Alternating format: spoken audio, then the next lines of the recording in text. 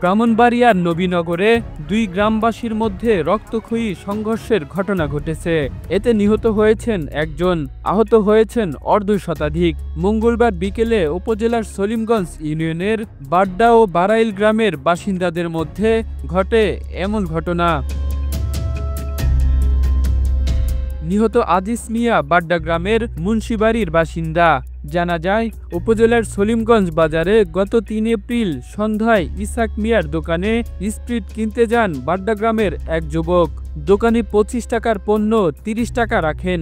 দাম বেশি রাখা নিয়ে তাদের মধ্যে ঝগড়া হয়। এতে বাড্ডা গ্রামের জস মিয়ার ছেলেসহ ৩ জন আহত হয়। এ খবর পেয়ে বাড্ডা গ্রামের লোকজন বারাইল গ্রামের একটি বাড়িতে আগুন ধরিয়ে দেয় ও কয়েকটি বাড়ি ভাঙচুর করে।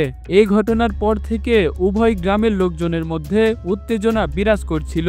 এমনকি দুই গ্রামের লোকজন আলাদাভাবে মিটিং করে দেশীয় অস্ত্র নিয়ে ঝগড়ার প্রস্তুতি নেয়। পরে এলাকার গণ্যমান্য ব্যক্তি ও প্রশাসনের সহযোগিতায় সমঝোতার জন্য ১ মে বৃহস্পতিবার সভা ডাকা হয়। কিন্তু বাড্ডা গ্রামের লোকজন মঙ্গলবার দুপুরে বারাইল গ্রামের লোকজনের উপর শ্রীঘর বাজারে হামলা করে। এতে বারাইলের ৩ জন গুরুতর আহত হয়।